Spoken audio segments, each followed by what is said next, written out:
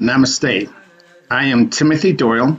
I'm a student of the Golden Ones, and this is the 16th teaching class relating to the origin of the prayer to remove emotional parasites.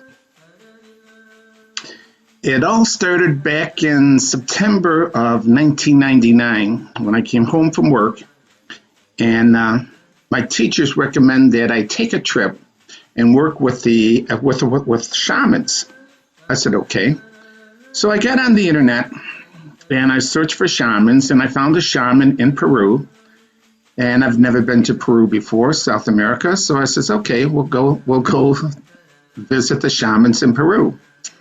And so it took me maybe about 15 minutes, and I sent in my application, and later I was accepted. And so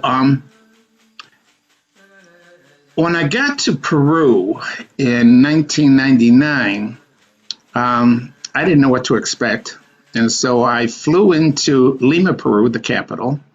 And from Lima, Peru, we took the next morning, we took a flight to, I was by myself. We and my teachers, we took a flight to Iquitos, where we got on a boat and we went about, maybe a couple of miles down the Amazon River. And then we found another river that we went up, a smaller tributary of the Amazon. Went up that river maybe about 5 miles, and we came to a site that was all bamboo huts. There might have been, maybe about half a dozen, maybe a little bit more. Bamboo huts, no electricity, no running water, no hot water, and cockroaches that big.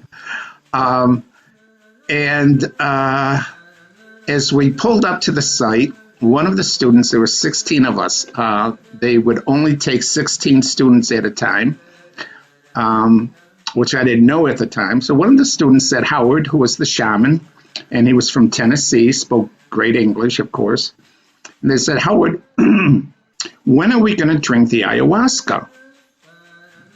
And I'm thinking, drink the ayahuasca? And Howard said, probably, maybe in about 2 days. So I couldn't even pronounce the word ayahuasca. And I'm thinking, drink the ayahuasca? What's going on here? And I'm sure my teachers were chuckling about me being there, because there was no turning back. I had to embrace the experience. And so 2 days later, we drank the ayahuasca, which is another story to be told. And what happens during the ayahuasca drinking? It's a ceremony that starts about 8:30, 9 o'clock at night. It goes for about 5 to 6 hours. And once you drink the ayahuasca, 20 minutes after you drink the ayahuasca, you sort of like, I'll say you spiral mentally out of your body, I think. Your mind just opens up and you go someplace. And you visit previous experiences in your life and you address them, and you go through a series of these. And you don't know where you are while you're experiencing that. But then you come back and you're back in the ceremonial space. And then after you have these experiences, cleansing experiences within your body, you receive a gift, which are visions of things that are on your mind or things you need to know and so forth.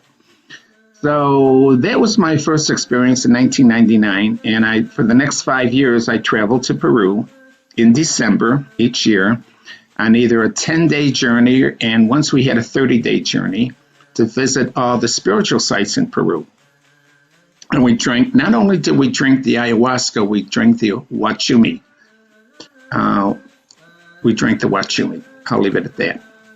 So about 3 years later, in 2004, after going through the ceremony and getting a vision I received a vision of a light body, a body with no bones, no flesh, just an outline of a body, but it was filled with golden light filaments, like a light, but it was a golden light.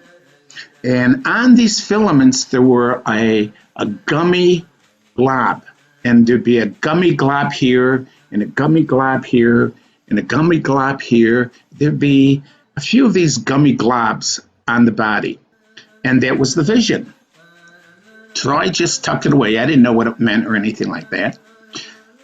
Later on in 2012, about 8 years later, I'm in Sydney, Australia at a spiritual conference, and there's a medium there who spoke light language, and she channeled in Thoth. Thoth is a Egyptian god. He wrote the Emerald Tablets, and he came through and he gave us this technique, putting your hand above your navel on your solar plexus, your third chakra, putting your hand on your heart, activating the feeling you want to get rid of. So if you had a fear of, let's say, heights, you would pretend you were in a tall building and you would activate the fear, and then you would say, this feeling is not mine. This feeling does not belong to me. I release this feeling in love now and forever. Amen. Bam. Immediately, the fear is gone. And I have taught this around the world thousands of times, and it works instantaneously. And so I thought, wow. I took this teaching, and when I returned back to America, I took it, and I thought, this is the neatest thing that I have ever learned. Everyone needs to learn this. This is like the best spiritual teaching that anybody could ever learn or to teach, or a gift to give to someone else. So I got home and I started bringing it into my meditation, and I used it. I memorized the prayer. It's a very easy prayer to memorize, and the technique. And so I took it home and I started working on it in meditation, and I was visited by the Arcturians. The Arcturians are seventh dimension beings who are masters of emotions. And so what they taught me was that all unhealthy thoughts and feelings and fears are parasites. And they're actually living entities, living spiritual life forms. And its their job as a parasite to, like any other parasite, is to suck the energy out of a soul. That's their purpose. And so when you go to say this prayer, they will interfere with your thinking. And they'll tell you, oh, there's no need to fear us. It's only, if you're afraid of heights, it's only, how often are you going to be up high? They'll play with your mind so that you do not remove the fear from your light body. Now, here we are, we're in training. We're in training to become co-creator gods. And God has no fears, no unhealthy feelings towards self or to others.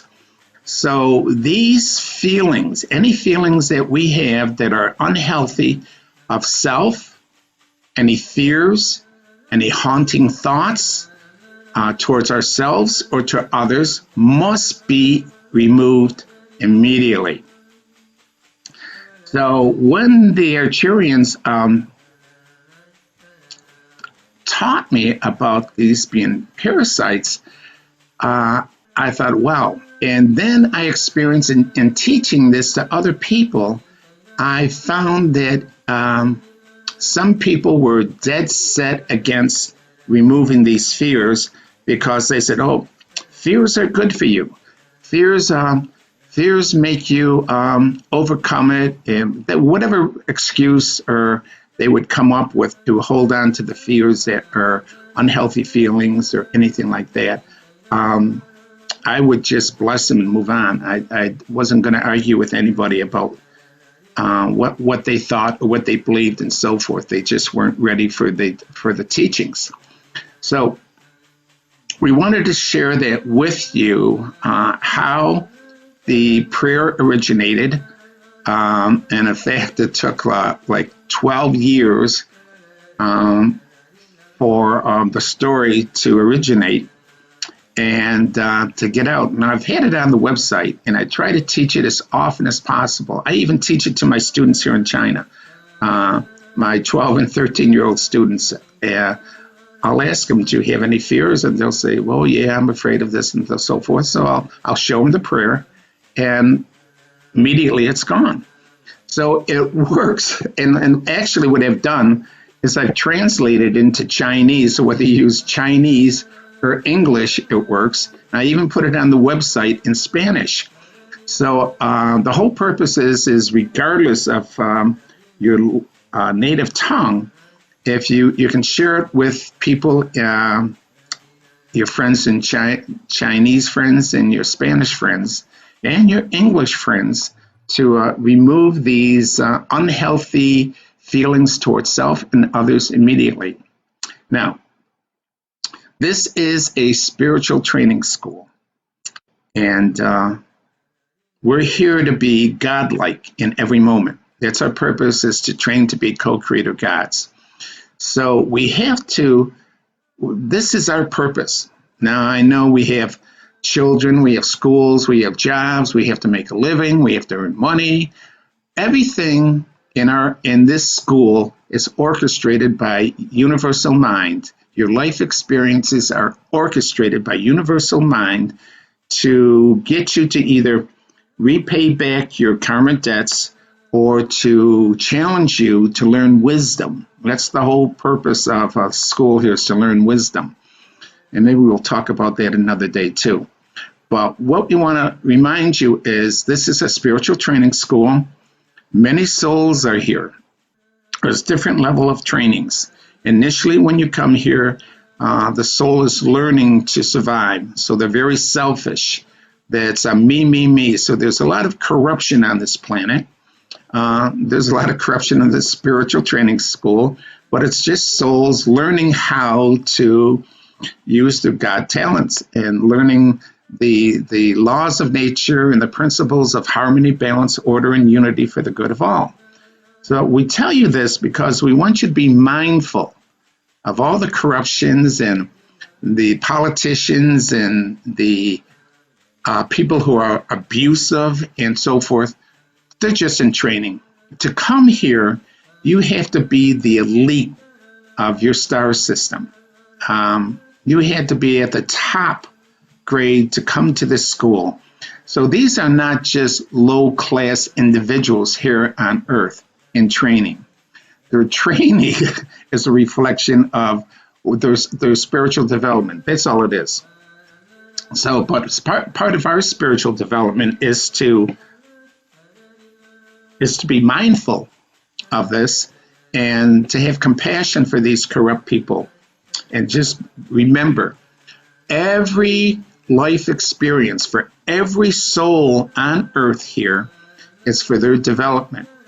So if someone is creating corruption and karma debt for themselves, they'll eventually pay it back later on. But it's no reflection on us. We have to be mindful and be godlike in every moment, and have compassion to our fellow classmates. As I'm sure that our teachers sometimes get frustrated with us. Maybe they don't get frustrated, but they just have compassion towards us. So with that in mind, we want to say, have a great day. We're going to end this video. Have a great day, and please share this with your friends, and namaste. Talk to you later. Much love. Bye-bye. See all the teachings and videos of the Golden Ones at www.thepathtowoneness.com. Also, see the teachings on the Golden Age, where souls can learn how to overcome the birth, death, and rebirth cycle. Also, see all the videos of the Golden Ones on the YouTube channel Timothy Doyle, The Golden Ones. And visit us on Facebook and link it at The Path to Oneness.